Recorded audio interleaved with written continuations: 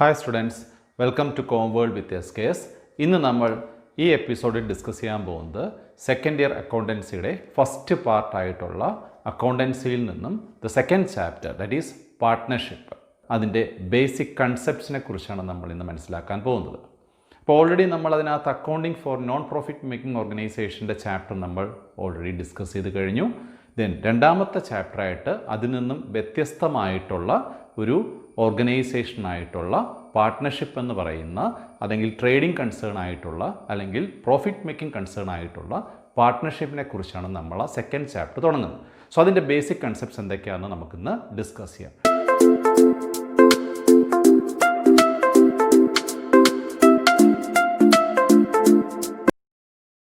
Students, partnership എന്താണെന്ന് നമ്മൾ already മനസ്സിലാക്കി കഴിഞ്ഞൊരു കാര്യമാണ്.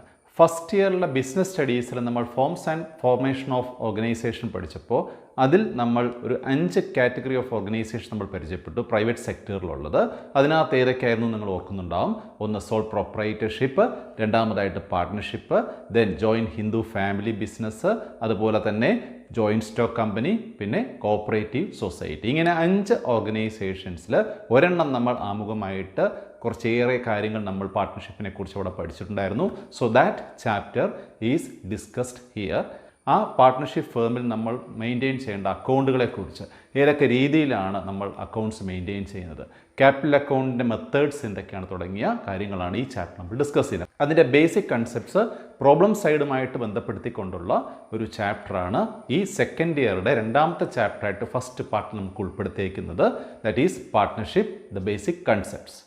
അപ്പോൾ അതിനെക്കുറിച്ച് എന്താണെന്ന് നമ്മൾ മനസ്സിലാക്കുന്നതിന് മുമ്പ് നമ്മൾ ഫസ്റ്റ് ഇയറിൽ പഠിച്ച സോൾ പ്രൊപ്രൈറ്റർഷിപ്പിലേക്ക് ഞാൻ നിങ്ങൾക്ക് ശ്രദ്ധ കൊണ്ടുവരികയാണ്. സോ എന്താണ് സോൾ പ്രൊപ്രൈറ്റർഷിപ്പ്? സോ അതിനെക്കുറിച്ച് മനസ്സിലാക്കി അതിൻ്റെ പോരായ്മകളെക്കുറിച്ച് മനസ്സിലാക്കിയാൽ മാത്രമേ നമുക്ക് പാർട്ട്ണർഷിപ്പിൻ്റെ പ്രാധാന്യത്തെക്കുറിച്ചും അത് വരാനുണ്ടായ ഒരു കാരണത്തെക്കുറിച്ചും നമുക്ക് മനസ്സിലാക്കാൻ സാധിക്കും. So what was sole proprietorship? Sole പ്രൊപ്രൈറ്റർഷിപ്പിൻ്റെ ഒരു പ്രത്യേകത എന്ന് പറയുന്നത്, ഒരേ ഒരു വ്യക്തി മാത്രം ഉടമസ്ഥനായിട്ട് പ്രവർത്തിക്കുന്ന സ്ഥാപനങ്ങളെ നമ്മൾ സോൾ പ്രൊപ്രൈറ്റർഷിപ്പ് എന്ന് വിളിച്ചു. ഉടമസ്ഥനെ നമ്മൾ സോൾ പ്രൊപ്രൈറ്റർ എന്നറിയപ്പെട്ടു. ശരിയല്ലേ? സോ അവിടെ നമ്മൾ ചിന്തിക്കേണ്ടത് അത്തരം സ്ഥാപനങ്ങളുടെ പരിമിതികൾ എന്തൊക്കെയായിരുന്നു എന്നുള്ളതാണ്. സോ അവിടെയാണ് ആ പോരായ്മയുടെ പരിഹാരം എന്നുള്ള രീതിയിലാണ് നമുക്ക് പാർട്ട്ണർഷിപ്പിനെ പരിചയപ്പെടേണ്ടത്. So what were the limitations of sole proprietorship? അതിന് ഗുണമുണ്ട്, ഇല്ല എന്നല്ല, പക്ഷേ എന്നാലും നമ്മുടെ പരിമിതികളിൽ നിന്നാണ് പുതിയൊരു ആശയം ഉടലെടുക്കുന്നതെന്നും കൂടെ ഓർത്തുകൊണ്ട് നമുക്ക് സോൾ പ്രൊപ്രൈറ്റർഷിപ്പിൻ്റെ പരിമിതികളെക്കുറിച്ച് നമുക്ക് ഡിസ്കസ് ചെയ്യാം. സോ അതിനകത്ത് പ്രധാനമായിട്ട് നമ്മൾ കണ്ട പരിമിതികൾ എന്തൊക്കെയാണെന്ന് ചോദിച്ചാൽ, ഒന്ന് അല്ലേ, ലിമിറ്റഡ് ക്യാപിറ്റലാണ്. ആ ഒരു വ്യക്തിക്ക് സമാഹരിക്കാനും കണ്ടെത്താനുമായിട്ട് സാധിക്കുന്ന തുകയിൽ ഒതുങ്ങുന്നു അവരുടെ ക്യാപിറ്റൽ എന്ന് പറയുന്നത്. അതിപ്പോൾ ഒരു പരിധിയുണ്ട്, ഒരു പരിമിതിയുണ്ട്. ഒരുപാട് ഫണ്ടുകൾ ആവശ്യമായിട്ടുള്ളൊരു സ്ഥാപനമാണെങ്കിൽ ആ വ്യക്തിക്ക് അത്രയും തുക അയാൾ തന്നെ സ്വന്തം റിസ്കിൽ കണ്ടെത്തേണ്ടതായിട്ട് വരും. സോ അത് അയാളെ സംബന്ധിച്ചൊരു വലിയൊരു ലിമിറ്റേഷനാണ്. ഇനി 2, ആ വ്യക്തിയുടെ കഴിവിൽ ഒതുങ്ങുന്നതാണ് ഈ സോൾ പ്രൊപ്രൈറ്റർഷിപ്പ് എന്ന് പറയുന്നത്.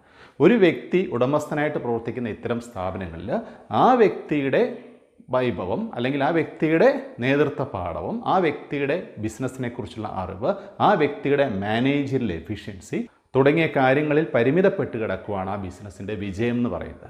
സോ എക്സ്ട്രാ ഒരു സ്കിൽ ആവശ്യമായിട്ടൊരു സാഹചര്യത്തിൽ അയാൾക്ക് അതിൻ്റെ പരിമിതികൾ ഉണ്ടെങ്കിൽ അവിടെ അദ്ദേഹത്തിന് ഒരു സോൾ പ്രൊപ്രൈറ്റർഷിപ്പിനെ വിജയിപ്പിച്ചെടുക്കാൻ സാധിക്കുന്നില്ല. സോ ഇതൊക്കെയാണ് മറ്റൊരു ലിമിറ്റേഷൻ എന്ന് പറയുന്നത്. ദെൻ ലയബിലിറ്റി നമ്മൾ പഠിച്ചു, അൺലിമിറ്റഡ് ലയബിലിറ്റി ഉണ്ട് സോൾ പ്രൊപ്രൈറ്റർഷിപ്പിൻ്റെ സംബന്ധിച്ച്. സോ ഇതൊക്കെ അതിൻ്റെ അകത്ത് പോരായ്മകളായിട്ട് നമ്മൾ ചൂണ്ടിക്കാണിച്ചു. അപ്പോൾ limited capital, then limited managerial ability, unlimited liability തുടങ്ങിയ ഒരുപാട് ഡ്രോബാക്സ് അടങ്ങുന്ന സ്ഥാപന സംവിധാനമാണ് ഈ സോൾ പ്രൊപ്രൈറ്റർഷിപ്പ് എന്ന് പറയുന്നത്. അപ്പോൾ എന്തൊക്കെയാണ് സോൾ പ്രൊപ്രൈറ്റർഷിപ്പിൻ്റെ പരിമിതികൾ എന്ന് പറയുന്നത്, അല്ലെങ്കിൽ ലിമിറ്റേഷൻസ് അഥവാ ഡ്രോബാക്സ് എന്ന് പറയുന്നത്? ഒന്ന്, ഷോർട്ടേജ് ഓഫ് ഫണ്ട് അല്ലെങ്കിൽ limited capital. 2, limited managerial ability. Then പ്രത്യേകിച്ചൊരു ആക്റ്റും സോൾ പ്രൊപ്രൈറ്റർഷിപ്പിനെ കൈകാര്യം ചെയ്യാനായിട്ടോ അല്ലെങ്കിൽ അതിനെ നിയന്ത്രിക്കാനായിട്ടോ നമുക്ക് കാണാൻ സാധിക്കുന്നുണ്ടായിരുന്നില്ല. ദെൻ അതുപോലെ റിസ്ക് വന്നാൽ അഥവാ ലോസ് വന്നാൽ മൊത്തം ലോസും അദ്ദേഹം തന്നെ സഹിക്കുന്ന ഒരവസ്ഥ, അദ്ദേഹം തന്നെ ഏറ്റെടുക്കേണ്ടി വരും. സോ റിസ്ക് ഷെയറിങ്ങിനൊരു പോസിബിലിറ്റി ഇല്ല. കാരണം എന്താ, എല്ലാം കൂടി ഷെയർ ചെയ്യാനായിട്ടും അല്ലെങ്കിൽ എല്ലാം കൂടി ഉൾക്കൊള്ളാനായിട്ട് ഒരു വ്യക്തി മാത്രമാണ് അവിടെ ഉടമസ്ഥൻ എന്ന് പറഞ്ഞ് അല്ലെങ്കിൽ ഓണർ എന്ന് പറഞ്ഞ് നമുക്ക് കാണാൻ സാധിക്കുന്നത്. സോ അതിൻ്റേതായിട്ടുള്ള എല്ലാ പരിമിതികളും നേരിടുന്ന ഒരു സ്ഥാപനമാണ് സോൾ പ്രൊപ്രൈറ്റർഷിപ്പ് എന്ന് പറയുന്നത്. സോ അവിടെയാണ് നമ്മൾ പാർട്ട്ണർഷിപ്പ് എന്ന് പറയുന്ന സ്ഥാപനത്തിൻ്റെ പ്രസക്തി നമ്മൾ മനസ്സിലാക്കേണ്ടതായിട്ടുള്ളത്. അപ്പോൾ ഇവിടെ ഈ സോൾ പ്രൊപ്രൈറ്റർ നേരിട്ട എല്ലാ വിഷമതകളും ഷെയർ ചെയ്യാനായിട്ട് ഒരു വ്യക്തിയും കൂടി കടന്നു വന്നു കഴിഞ്ഞാൽ, സോ ദാറ്റ് മീൻസ് മിനിമം 2 പേർ ഉണ്ടെങ്കിൽ തുടങ്ങാവുന്ന ഒരു സ്ഥാപനമായിട്ടാണ് നമ്മൾ പാർട്ട്ണർഷിപ്പിനെ പരിചയപ്പെട്ടത്. സോ അതാണ് പങ്കാളി അല്ലെങ്കിൽ പങ്ക് വ്യവസായം എന്ന് പറയുന്നത്. സോ ഒരു വ്യക്തിയും കൂടി നമുക്ക് ഇവിടെ ഉൾപ്പെടുത്തി കഴിഞ്ഞാൽ മിനിമം 2 വ്യക്തികളാൽ തുടക്കം കുറിക്കാവുന്ന ഒരു സ്ഥാപനമായിട്ട് നമുക്ക് പാർട്ട്ണർഷിപ്പിനെ വിശദീകരിക്കാം.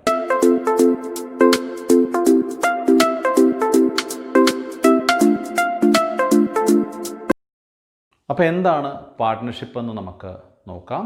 മിനിമം 2 പേരാൽ തുടങ്ങാവുന്ന ഒരു പങ്കാളിത്ത ബിസിനസ്സാണ് പാർട്ട്ണർഷിപ്പ് എന്ന് പറയുന്നത്. സോ പാർട്ട്ണർഷിപ്പ് എന്നൊരു വാക്ക് തന്നെ പങ്കാളിത്തം എന്നുള്ളതാണ്. ഒരാളും കൂടി അല്ലെങ്കിൽ മറ്റൊരു ആളും കൂടിയായിട്ട് നമ്മൾ എല്ലാ കാര്യങ്ങളും ഷെയർ ചെയ്യുന്ന ഒരു അവസ്ഥ. Okay, so what is partnership? Indian partnership act 1932 section 4 പ്രകാരം പാർട്ട്ണർഷിപ്പിന് നല്ലൊരു ഡെഫിനിഷൻ തന്നെ കൊടുത്തിട്ടുണ്ട്. അതെന്താണെന്ന് നമുക്ക് നോക്കാം. അപ്പോൾ ചുരുക്കി പറഞ്ഞാൽ സോൾ പ്രൊപ്രൈറ്റർഷിപ്പിൽ നമ്മൾ ഡിസ്കസ് ചെയ്ത പരിമിതികളും ഡ്രോബാക്സും പരിഹരിക്കാനായിട്ട് ഉരുത്തിരിഞ്ഞു വന്ന പുതിയൊരു സമ്പ്രദായമായിട്ട്, പുതിയൊരു സ്ഥാപന വ്യവസ്ഥയായിട്ട് നമുക്ക് പാർട്ട്ണർഷിപ്പിനെ കാണാം. സോ അങ്ങനെയാണെങ്കിൽ എന്താണ് നമുക്ക് പാർട്ട്ണർഷിപ്പിന് കൊടുക്കാവുന്ന ഒരു ഡെഫിനിഷൻ നോക്കാം. So the definition given to partnership is as per Indian partnership act of 1932.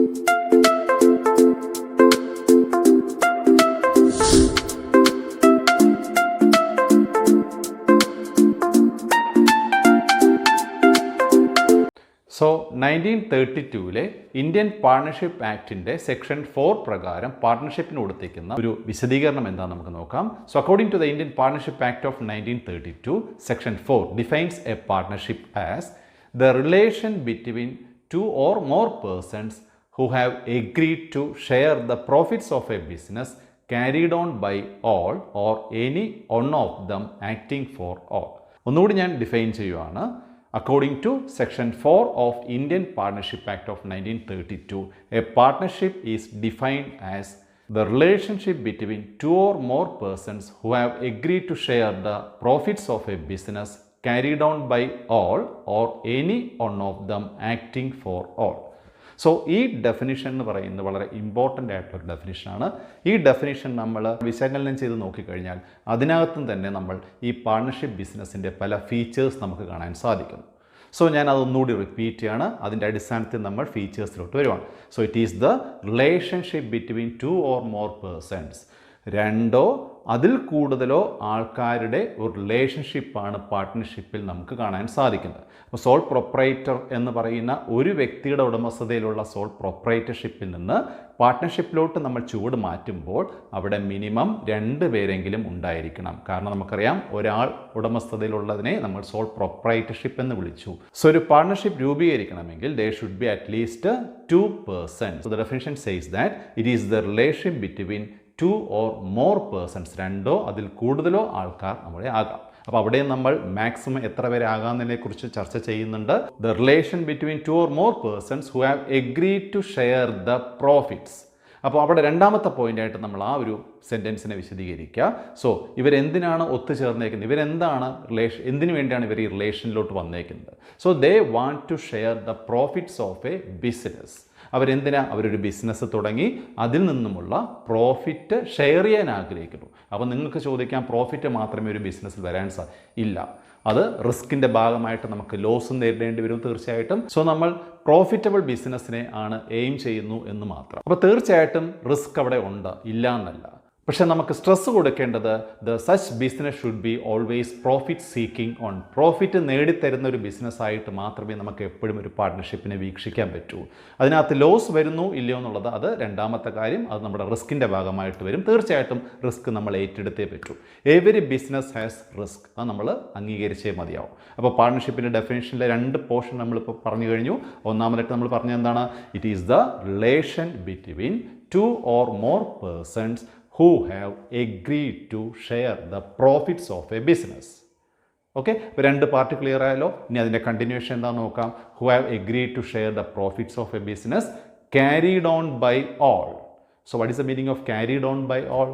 എല്ലാവരാലും ആ ബിസിനസ് നടത്തപ്പെടാം. സോ ദാറ്റ് മീൻസ് ഒരു 5 പേർ ചേർന്നൊരു പാർട്ട്ണർഷിപ്പ് രൂപീകരിക്കുകയാണെങ്കിൽ ആ പാർട്ട്ണർഷിപ്പ് ബിസിനസ്സിൻ്റെ മേൽനോട്ടത്തിൽ അറ്റ് എ ടൈം 5 പേർക്കും ഒരേപോലെ പങ്കാളിയായിട്ട് പ്രവർത്തിക്കാം. സോ അതാണ് carried on by all.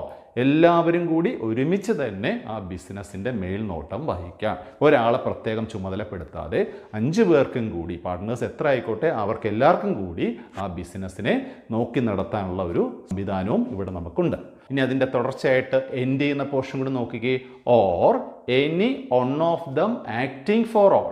So അതിൻ്റെ മീനിങ് എന്താണ്?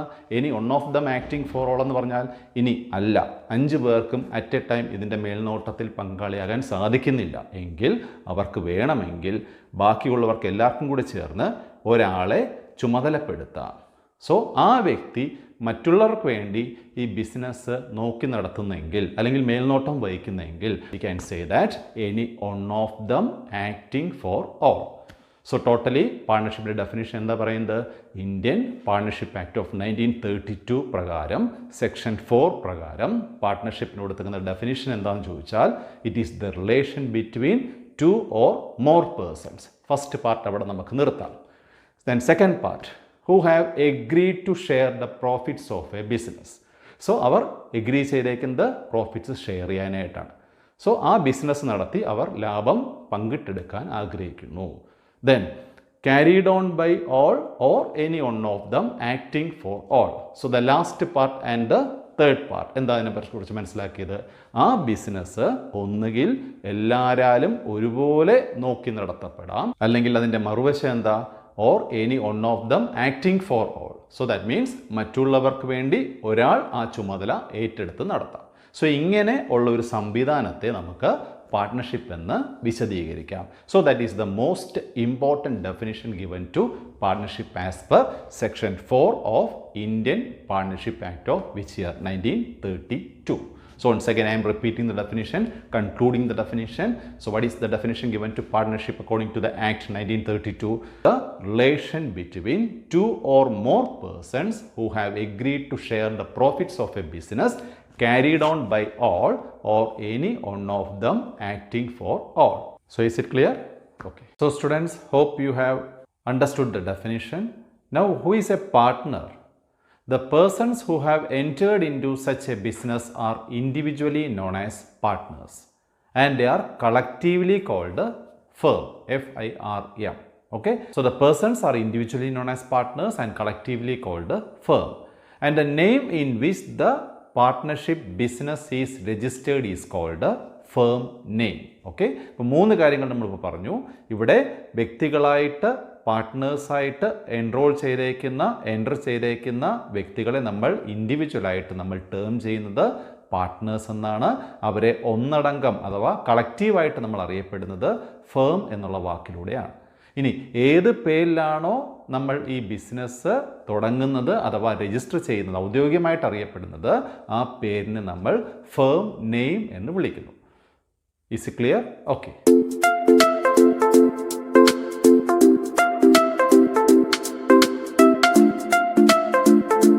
സോ എന്താണ് പാർട്ട്ണർഷിപ്പിൻ്റെ സവിശേഷതകൾ അഥവാ പ്രത്യേകതകൾ? ഒരു പാർട്ട്ണർഷിപ്പിനെ നമ്മൾ എങ്ങനെ തിരിച്ചറിയും? ലക്ഷണങ്ങൾ എന്തൊക്കെയാണ്? അപ്പോൾ നമ്മൾ ഓൾറെഡി ഡെഫിനേഷൻ പറഞ്ഞു കഴിഞ്ഞു. ആ നേരം ഞാനൊരു കാര്യം പറഞ്ഞായിരുന്നു, ആ ഡെഫിനേഷനിൽ തന്നെ നമുക്ക് അതിൻ്റെ പ്രത്യേകതകൾ നമുക്ക് തരംതിരിച്ചറിയാൻ സാധിക്കുന്നു. സോ നമുക്കൊന്ന് പറയാം. So number of persons, the first feature of a partnership number of persons ആണ്. എത്ര പേരാണ് ഒരു പാർട്ട്ണർഷിപ്പിന് വേണ്ടി വരുന്നത്? അപ്പോൾ ഓൾറെഡി നമ്മൾ പറഞ്ഞു കഴിഞ്ഞു, ഒരു സിംഗിൾ പേഴ്സൺ ആണെങ്കിൽ it will be termed as sole proprietorship. അപ്പോൾ അവിടെ നമ്മൾ പറഞ്ഞു ഒരു വ്യക്തിയും കൂടി ഇവിടെ ചേർന്ന് കഴിഞ്ഞാൽ മിനിമം 2 പേരായി കഴിഞ്ഞാൽ we can call it as A partnership. അപ്പോൾ നമ്പർ ഓഫ് പേഴ്സൺസിൻ്റെ വെളിച്ചത്തിൽ നമ്മൾ ഈ പാർട്ട്ണർഷിപ്പിനെ ഒന്ന് വിലയിരുത്തി കഴിഞ്ഞാൽ മിനിമം 2 പേർ അടങ്ങുന്ന ഒരു ബിസിനസ്സിനെ നമുക്ക് പാർട്ട്ണർഷിപ്പ് എന്ന് വിളിക്കാം. So there should be minimum 2 persons. And how much is about the maximum number? അവിടെയാണ് ഇന്ത്യൻ കമ്പനീസ് ആക്ട് ഇടപെടുന്നത്. അപ്പോൾ ഒരു കാര്യം ഓർക്കുക, മിനിമം നമ്പർ നിഷ്കർഷിക്കുന്നത് ഇന്ത്യൻ പാർട്ട്ണർഷിപ്പ് ആക്ട് ആണെങ്കിൽ ഒരു പാർട്ട്ണർഷിപ്പ് ബിസിനസ്സിന് വേണ്ട പരമാവധി ആൾക്കാരുടെ എണ്ണം നിജപ്പെടുത്തുന്നത് ഇന്ത്യൻ കമ്പനീസ് ആക്ട് ആണ്. ഇന്ത്യൻ കമ്പനി നിയമം 1956 പ്രകാരമാണ് മാക്സിമം നമ്പർ ഓഫ് പേഴ്സൺസിനെ കുറിച്ച് അവിടെ അവർ സൂചിപ്പിക്കുന്നത്. അപ്പോൾ നമ്മൾ പറഞ്ഞു കഴിഞ്ഞു, the minimum number of persons required to form a partnership business is 2. Then the maximum number of persons for a partnership business is 10 in the case of banking business and 20 in the case of non-banking business. Banking business നടത്താനായിട്ട് രൂപീകരിച്ചേക്കുന്ന പാർട്ട്ണർഷിപ്പുകളിൽ maximum 10 പേർ നമുക്ക് പാർട്ട്നേഴ്സായിട്ട് ചേരാം, അതിൽ കവിയാൻ പാടില്ല. Then ഇതര ബിസിനസ്സുകൾ, other ബിസിനസ്സുകൾ അല്ലെങ്കിൽ നോൺ ബാങ്കിങ് ബിസിനസ് നടത്തുന്ന സ്ഥാപനങ്ങളിൽ അത് 20 പേർ വരെ ആകാം എന്നാണ് ഇന്ത്യൻ കമ്പനീസ് ആക്ട് 1956 പ്രകാരം പറയുന്നത്. പക്ഷേ അതിൽ തന്നെ ഒരു ഭേദഗതി വന്നിരുന്നു. ഇന്ത്യൻ കമ്പനി നിയമം പരിഷ്കരിച്ച് ഭേദഗതിയിലൂടെ 2013 കമ്പനീസ് ആക്ട് പുതുക്കി നിശ്ചയിച്ചപ്പോൾ, കമ്പനി നിയമം പുനഃപരിശോധിച്ചപ്പോൾ അതിനകത്ത് സെക്ഷൻ 464 പ്രകാരം ഈ പറയുന്ന പാർട്ട്ണർഷിപ്പ് ഫേമിൽ മാക്സിമം എണ്ണം 100 മാറ്റിയിട്ടുണ്ട്. So the 20 number in the case of partnership business as per the Indian Companies Act of 1956 has been changed to 100 as per the Indian Companies Act, which is revised in the year 2013 as per the section 464. Clear ആയല്ലോ? അപ്പോൾ first feature നമ്മൾ എന്താ പറഞ്ഞത്? Number of persons ആണ്. Minimum 2 പേർ വേണം. Then maximum എന്ന് പറയുന്നത് 10 in the case of banking business and 20 in the case of non-banking business, and that limit has been exceeded or extended to 100 as per the Indian Companies Act of 2013, which is revised later. Okay.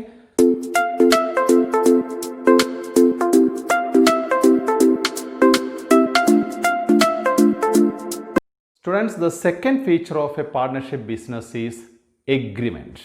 എന്താണ് agreement? ഉടമ്പടി എന്ന് നമ്മൾ പറയും അല്ലേ. നമുക്കറിയാം, 2 വ്യത്യസ്ത വ്യക്തികൾ ചേരുന്ന ഒരു ബിസിനസ്സായിട്ടാണ് നമ്മൾ ഈ പറയുന്ന പാർട്ട്ണർഷിപ്പിനെ നമ്മൾ വിശേഷിപ്പിക്കുന്നത്.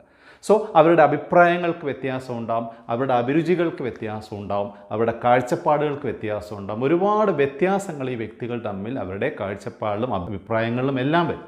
സോ തീർച്ചയായിട്ടും അങ്ങനെ 2 വ്യത്യസ്ത തുറകളിൽ നിന്നും കടന്നു വരുന്ന വ്യക്തികൾ കൂടി ചേരുമ്പോഴാണ് അവിടെ പാർട്ട്ണർഷിപ്പ് എന്ന് പറയുന്നൊരു പുതിയ സംവിധാനം ഉടലെടുക്കുന്നത്. സോ അതുകൊണ്ട് തന്നെ ഭാവിയിൽ ഒരുപാട് തർക്കങ്ങൾ ഇവരുടെ ഈ ബിസിനസ്സിൽ ചിലപ്പോൾ സംഭവിച്ചിരിക്കാം, അല്ലെങ്കിൽ അഭിപ്രായ വ്യത്യാസങ്ങൾ വരാം, ഡിസ്പ്യൂട്ട്സ് വരാൻ സാധ്യതയുണ്ട്, തർക്കങ്ങൾ വരാൻ സാധ്യതയുണ്ട്.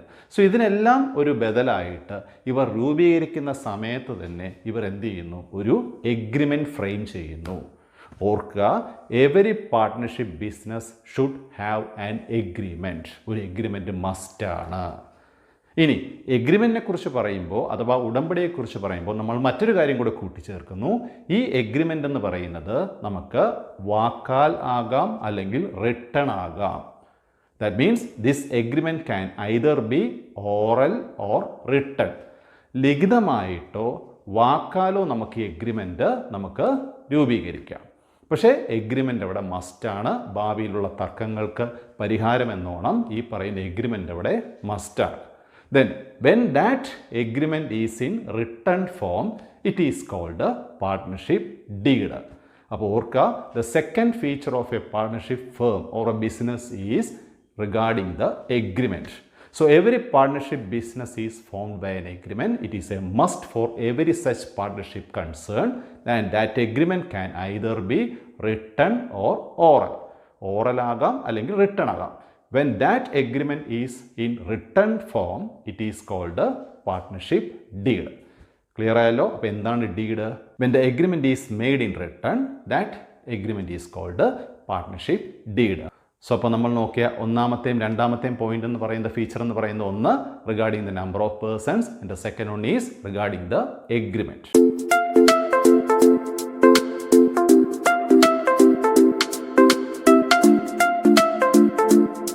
Friends, the third feature of partnership business is regarding the business which they are dealing.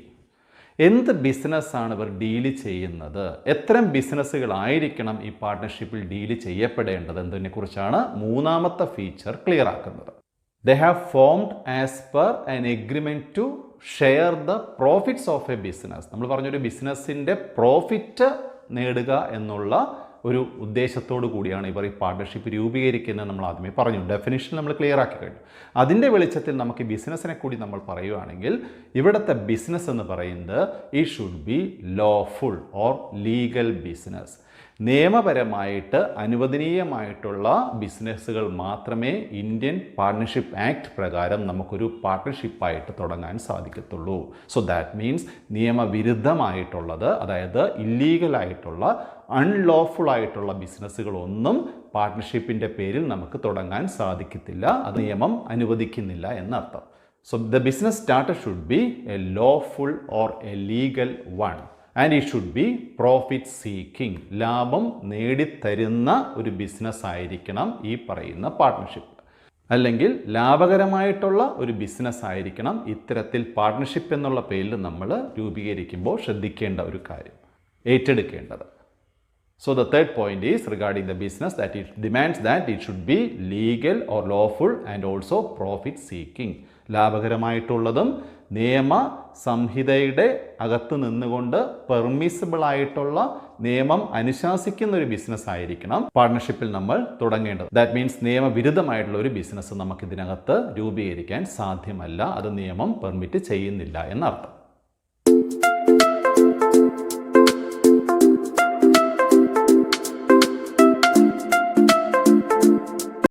Friends, the next feature of a partnership business is regarding the sharing of profit.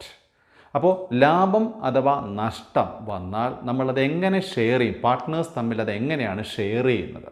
So അതിനെ ചൊല്ലിയുള്ള ഒരു ഫീച്ചറാണ് അടുത്തതായിട്ട് നമ്മൾ നോക്കാൻ പോകുന്നത്. നമുക്കറിയാം, നമ്മൾ ഓൾറെഡി പറഞ്ഞു കഴിഞ്ഞു, partnership is formed by an agreement. ഒരു ഉടമ്പടി അവർ മുൻകൂറായിട്ട് ഒരു ധാരണ ഉണ്ടാക്കി വെക്കുകയാണ്.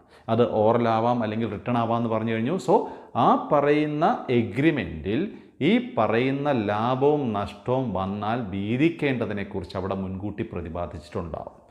പക്ഷേ അവിടെ അത് മുൻകൂട്ടി പറഞ്ഞിട്ടില്ല എങ്കിൽ നമ്മൾ പറയുന്നത് it should be shared equally as per the Indian partnership act of 1932. അപ്പോൾ ഓർക്കേണ്ട ഒരു കാര്യം, ആദ്യം നമ്മൾ പ്രാധാന്യം കൊടുക്കേണ്ടത് ഇവർ തയ്യാറാക്കുന്ന എഗ്രിമെൻറ്റിനാണ്. ആ എഗ്രിമെൻറ്റിൽ ഇവർ മുൻകൂറായിട്ട് എന്തൊക്കെ ധാരണകളാണ് അവിടെ എഴുതി തയ്യാറാക്കി അല്ലെങ്കിൽ ലിഖിതമായിട്ടോ വാക്കാലോ പറഞ്ഞുറപ്പിച്ച് വെച്ചിട്ടുണ്ടാകുന്നത്, അത് പ്രകാരമായിരിക്കണം ഇവരുടെ ബിസിനസ്സിൻ്റെ ഭാവി കാര്യങ്ങളിൽ ഇവർ ഒരു തീരുമാനമെടുക്കേണ്ടത്. ഇനി ചില കാര്യങ്ങളെക്കുറിച്ച് ഈ പറയുന്ന ഡീഡിൽ അല്ലെങ്കിൽ റിട്ടേൺ എഗ്രിമെൻറ്റിൽ പ്രതിപാദിച്ചിട്ടില്ല എങ്കിൽ നമ്മൾ ചെയ്യേണ്ടത് ആ ഘട്ടങ്ങളിൽ നമ്മൾ ആശ്രയിക്കേണ്ടത് ഇന്ത്യൻ പാർട്ട്ണർഷിപ്പ് ആക്ടിനെയാണ്. നിയമം എന്താണോ പറയുന്നത് അതിനെ നമ്മൾ അനുസരിക്കുക. അതിനുള്ള ബാധ്യത ഓരോ പാർട്ട്നേഴ്സിനുമുണ്ട്. സോ എഗ്രിമെൻറ്റ് പ്രകാരം എന്ത് റേഷ്യോയിലാണോ, എന്ത് അനുപാതത്തിലാണോ ഇവർ പ്രോഫിറ്റ് ഷെയർ ചെയ്യാൻ ഉദ്ദേശിച്ചിരുന്നത് ആ റേഷ്യോ പ്രകാരം തന്നെയായിരിക്കും ഈ പറയുന്ന ലാഭവും അഥവാ നഷ്ടം വന്നാലും ഈ പറയുന്ന പാർട്ട്നേഴ്സ് പ്രോഫിറ്റ് അല്ലെങ്കിൽ ലോസ് ഷെയർ ചെയ്യുന്നത്. Okay, but if the deed is silent regarding such a sharing of profit, then as per the Indian Partnership Act of 1932, it says that the profit or loss should be shared in equal proportion. അപ്പോൾ ഓർക്കുക, 1:2 എന്ന് പറയുന്നൊരു റേഷ്യോയാണ് എഗ്രിമെൻറ്റിൽ ഇവർ പറഞ്ഞിട്ടുണ്ടെങ്കിൽ ആ ratio പ്രകാരം തന്നെയാണ് ഭാവിയിൽ ഇവരുടെ ലാഭവും നഷ്ടവും വീതിക്കേണ്ടത്. അതിന് തർക്കമില്ല. പക്ഷേ ആ റേഷ്യോയെക്കുറിച്ചോ ഒരു റേഷ്യോയെക്കുറിച്ചും എഗ്രിമെൻറ്റിൽ പറഞ്ഞിട്ടില്ല എങ്കിൽ അടുത്ത നമ്മുടെ നടപടി എന്ന് പറയുന്നത് ഇന്ത്യൻ പാർട്ട്ണർഷിപ്പ് നിയമം, അതായത് ആക്ട് നമ്മൾ പരിശോധിക്കുക. ആ നിയമത്തിൽ എന്താണോ ഇത്തരം സാഹചര്യങ്ങളിൽ നിയമം അനുശാസിക്കുന്നത് അത് നമ്മൾ പാലിക്കുക. സോ നിയമം പറയുന്നത് ഈ ലാഭവും നഷ്ടവും വീതിക്കുന്നതിനെക്കുറിച്ച് ഒരു മുൻകൂർ ധാരണ, ഒരു അനുപാതം അവിടെ പ്രതിപാദിച്ചിട്ടില്ല എങ്കിൽ the ratio should be in equal. So അവിടെ നമ്മൾ എന്ത് ചെയ്യുമെന്ന് പറഞ്ഞാൽ എത്ര പാർട്ട്നേഴ്സ് ഉണ്ടോ അത് ആ പാർട്ട്നേഴ്സ് എല്ലാവരും കൂടി ഈക്വലായിട്ട് ലാഭവും നഷ്ടവും വീതിക്കുന്നു. So clear?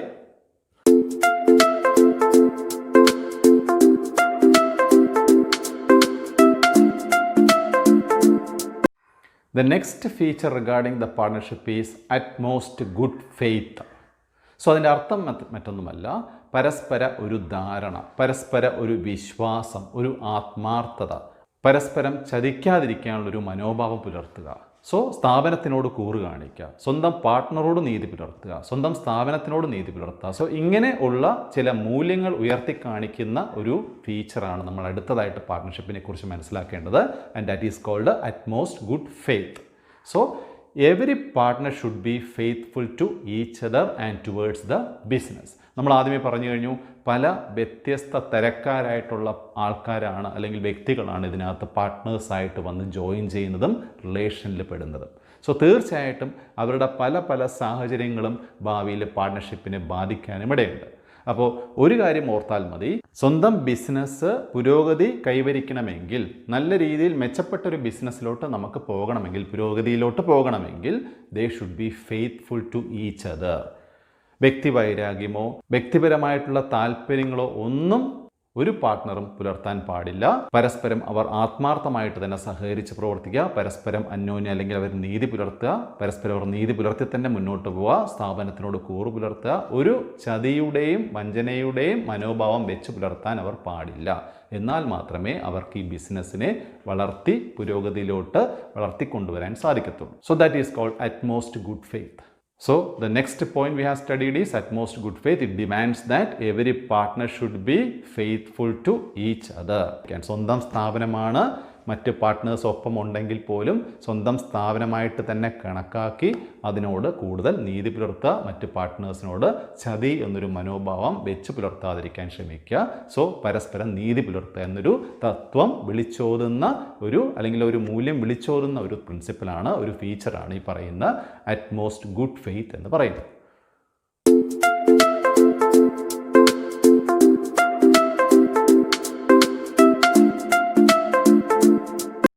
Feature of a partnership is unlimited liability.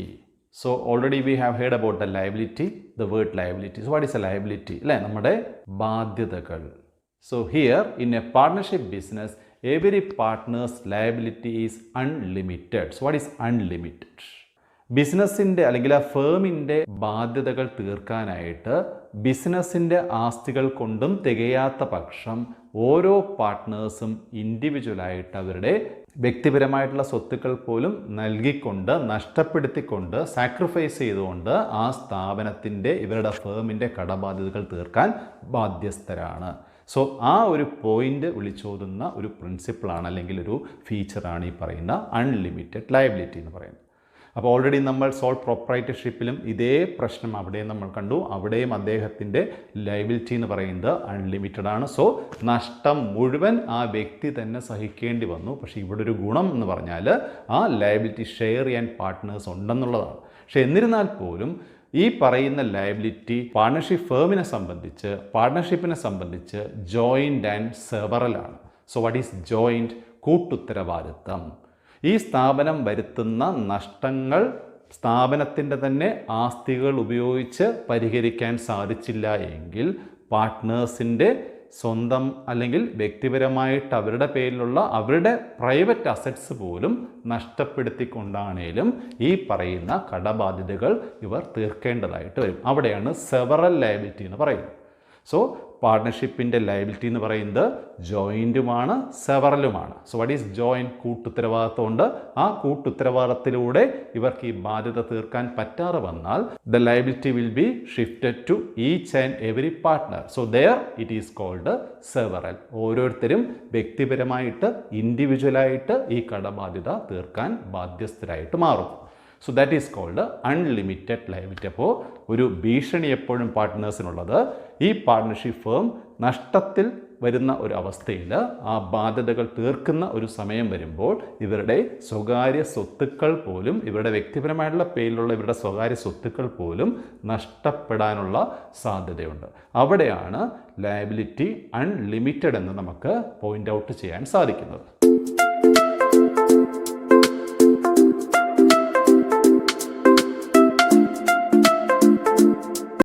So next feature is no separate legal entity. എന്താണ് ലീഗൽ എൻറ്റിറ്റി എന്ന് പറഞ്ഞാൽ? നമുക്കറിയാം ഓരോ ബിസിനസ്സിനും അതിൻ്റേതായിട്ടുള്ള നിലനിൽപ്പുണ്ട്, അല്ലേ? നിയമപരമായിട്ടുള്ള അവകാശങ്ങളുണ്ട്. സോ നിയമത്തിൻ്റെ കണ്ണിൽ ഓരോ ബിസിനസ്സിനെയും ഒരു ആർട്ടിഫിഷ്യൽ പേഴ്സൺ ആയിട്ടാണ് നമ്മൾ കാണുന്നത്. പക്ഷേ പാർട്ട്ണർഷിപ്പിൻ്റെ കേസിൽ they have no such separate legal entity. Partners ഉള്ളിടത്തോളം കാലം മാത്രമേ പാർട്ട്ണർഷിപ്പിന് നിലനിൽപ്പുള്ളൂ.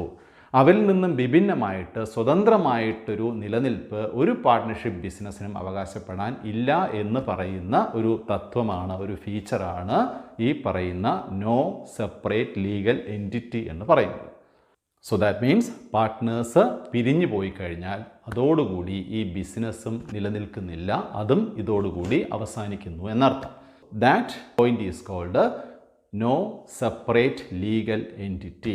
സോ പാർട്ട്ണർഷിപ്പിന് ഒരു സ്വതന്ത്രമായിട്ടുള്ളൊരു നിലനിൽപ്പ് ഇല്ല. സോ ദാറ്റ് മീൻസ് പാർട്ട്നേഴ്സ് ഇല്ല എങ്കിൽ എന്തുമില്ല, പാർട്ട്ണർഷിപ്പ് ഫേമും ഇല്ല എന്നർത്ഥം.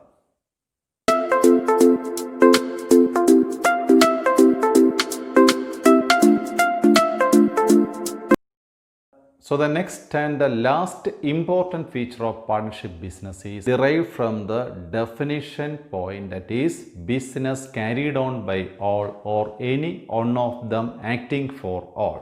സോ നമ്മൾ ഡെഫിനിഷനിൽ കണ്ട ഒരു സെൻറ്റൻസ് ആയിരുന്നു വൈൻഡിങ് അപ്പിൽ. എന്തായിരുന്നു അതിനെ അവസാനിപ്പിച്ചത്? The business carried on by all or any one of them acting for all. ആ ഒരു സെൻറ്റൻസിൽ നിന്നാണ് ഈ പറയുന്ന ഫീച്ചർ ഡിറൈവ് ചെയ്തേക്കുന്നത്. സോ ആ സെൻറ്റൻസ് ഞാൻ ഒന്നുകൂടി റിപ്പീറ്റ് ചെയ്യാണ്. Business carried on by all. So what is the meaning of that sentence? ഈ പറയുന്ന പാർട്ട്ണർഷിപ്പ് ബിസിനസ് പാർട്ട്നേഴ്സ് എല്ലാവരും കൂടി തന്നെ മേൽനോട്ടം വഹിക്കാം, നോക്കി നടത്താം. അതാണ് ഒരു പോയിന്റ്. ഇനി അല്ലെങ്കിലോ അവർക്ക് അസൗകര്യം വന്നാലോ മറ്റുള്ളവർക്ക് വേണ്ടി ഒരാൾ മാത്രമായിട്ടും ഈ പാർട്ട്ണർഷിപ്പിൻ്റെ മേൽനോട്ടം മുന്നോട്ട് കൊണ്ടുപോകാം, അല്ലെങ്കിൽ ഇതിൻ്റെ മേൽനോട്ടം വഹിക്കാം. സോ ആ ഒരു പോയിന്റ് സ്ട്രെസ് ചെയ്യുന്ന ഒരു സെൻറ്റൻസ് ആയിരുന്നു business carried on by all or any one of them acting for all. അപ്പോൾ ആ പോയിന്റിൽ നിന്നുമാണ് ഇപ്പം നമ്മൾ പറയാൻ പോകുന്ന പ്രധാനപ്പെട്ട ഈ ഫീച്ചർ ഉടലെടുക്കുന്നത്. സോ ഈ ഫീച്ചർ ഹെഡിങ് വരുന്നത് ഇങ്ങനെയാണ്: the business carried on by all or any one of them acting for all. ഇനി ഈ സെൻറ്റൻസിന് പകരമായിട്ട് നമുക്ക് മെൻഷൻ ചെയ്യാവുന്നൊരു വേർഡുണ്ട്. It is called mutual agency. അപ്പോൾ ഓർത്ത് വയ്ക്കുക, the last feature of a partnership business is mutual agency, അഥവാ business carried on by all or any one of them acting for all. അതിൽ നിന്നും നമ്മൾ എന്താണ് മനസ്സിലാക്കേണ്ടതെന്നുള്ളതാണ്. സോ ശ്രദ്ധിക്കുക, വാട്ട് ഈസ് മ്യൂച്വൽ ഏജൻസി എന്ന് നോക്കാം. സോ ഈ ഫീച്ചർ പറയുന്നത് മറ്റൊന്നുമല്ല, ഓരോ പാർട്ട്ണർഷിപ്പ് ബിസിനസ്സിലും പാർട്ട്നേഴ്സ് തമ്മിൽ അന്യോന്യം ഒരു ഏജൻറ്റ് അഥവാ പ്രിൻസിപ്പൽ റിലേഷൻഷിപ്പ് മെയിൻറ്റെയിൻ ചെയ്തു പോകുന്നു. So, orka, in every partnership business, the partners have a principal agent relationship.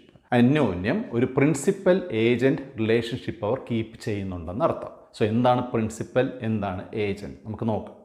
So നമ്മൾ പറഞ്ഞു, ഒരു പാർട്ട്ണർക്ക് വേണമെങ്കിൽ മറ്റുള്ള പാർട്ട്നേഴ്സിന് വേണ്ടി അവരുടെയും കൂടി തീരുമാനപ്രകാരം ബിസിനസ്സിന് മേൽനോട്ടം വഹിച്ചു കൊണ്ടുപോകാം. അതാണല്ലോ നമ്മൾ ആ ഡെഫിനിഷനിൽ പറഞ്ഞത്, carried on by all or any one of them acting for all. മറ്റുള്ളവർക്ക് വേണ്ടി പ്രവർത്തിക്കുന്ന ഒരു വ്യക്തിയിലൂടെയും അതിൻ്റെ മേൽനോട്ടം നമുക്ക് മുന്നോട്ട് കൊണ്ടുപോകാം. അവിടെയാണ് ആ പോയിന്റ് നമ്മൾ സ്ട്രെസ് ചെയ്യേണ്ടത്. ആ വ്യക്തി പ്രതിനിധാനം ചെയ്യുന്നത് ഈ പാർട്ട്ണർഷിപ്പ് ഫേമിനെയാണ്. സോ ദാറ്റ് മീൻസ് ആ വ്യക്തി മറ്റുള്ളവർക്ക് വേണ്ടിയാണ് പ്രവർത്തിക്കുന്നു എന്നർത്ഥം.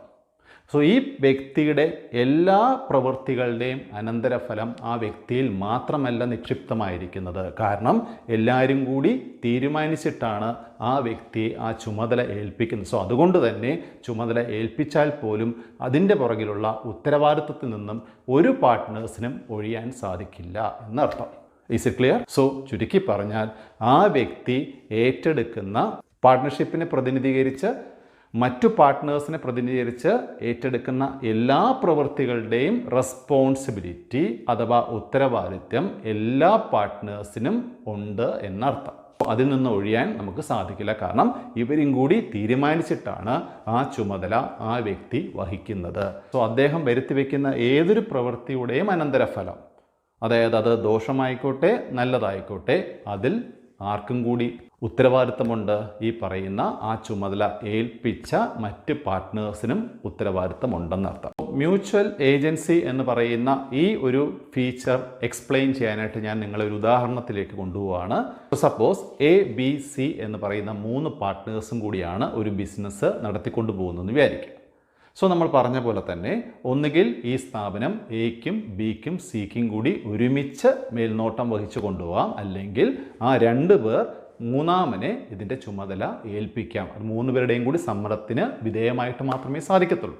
എന്തുമായിക്കോട്ടെ, ഈ ഒരു വ്യക്തിയിൽ ഈ ചുമതല കേന്ദ്രീകരിക്കുമ്പോൾ നമ്മൾ പറഞ്ഞൊരു പോയിന്റ് എന്ന് പറയുന്നത് രണ്ടാമത്തെയും മൂന്നാമത്തെയും വ്യക്തിക്ക് അയാൾ ഏറ്റെടുക്കുന്ന ഒരു ഉത്തരവാദിത്വത്തിൽ നിന്നും ഒഴിയാൻ സാധിക്കില്ല എന്നർത്ഥം. So that means they are jointly liable for all the acts undertaken by that single person who is entrusted with the responsibility of controlling the enterprise as per the instruction given by the other partners. Okay, മറ്റുള്ളവർ ചുമതലപ്പെടുത്തിയ വ്യക്തിയുടെ എല്ലാവിധ ഉത്തരവാദിത്തങ്ങളിലും ഏറ്റെടുക്കുന്ന എല്ലാ പ്രവൃത്തിയുടെ ഉത്തരവാദിത്തങ്ങൾ മറ്റുള്ളവർക്കും കൂടി ബാധകമാണ് എന്നർത്ഥം.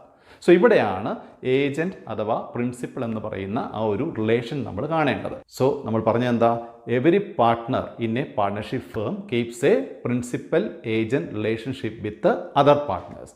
പാർട്ട്നേഴ്സ് തമ്മിൽ അന്യോന്യം ഒരു പ്രിൻസിപ്പൽ ഏജൻറ്റ് റിലേഷൻഷിപ്പ് മെയിൻറ്റെയിൻ ചെയ്യുന്നുണ്ടെന്നർത്ഥം. സോ ഇവിടെ എ എന്ന് പറയുന്ന വ്യക്തിയെ ബിയും സിയും കൂടി ഇതിൻ്റെ ചുമതല ഏൽപ്പിക്കുകയാണെന്ന് വിചാരിക്കുക. സോ അങ്ങനെയാണെങ്കിൽ എ എന്ന് പറയുന്ന വ്യക്തി ഏറ്റെടുക്കുന്ന എല്ലാവിധ ഉത്തരവാദിത്തങ്ങളും പ്രവൃത്തികളുടെയും ഫലം ബിയും സിയും കൂടി ഏറ്റെടുക്കേണ്ടി വരുന്നു. അതിൽ നിന്ന് അവർക്ക് ഒഴിയാൻ സാധിക്കില്ല എന്നും പറഞ്ഞു കഴിഞ്ഞു. സോ ഇവിടെ എ എന്ന് പറയുന്ന വ്യക്തി ഒരു ഏജന്റ് എന്നറിയപ്പെടുന്നു. എപ്പോൾ? അതാണ് നമ്മൾ ഇനി നോക്കേണ്ടത്. So when A becomes an agent, ഇവിടെ എ എന്ന് പറയുന്ന വ്യക്തി ഒരു ഏജന്റ് ആയിട്ട് എപ്പോഴാണ് അറിയപ്പെടുന്നതെന്ന് ചോദിച്ചു കഴിഞ്ഞാൽ we can say that A becomes an agent when he makes the other partners liable for his act.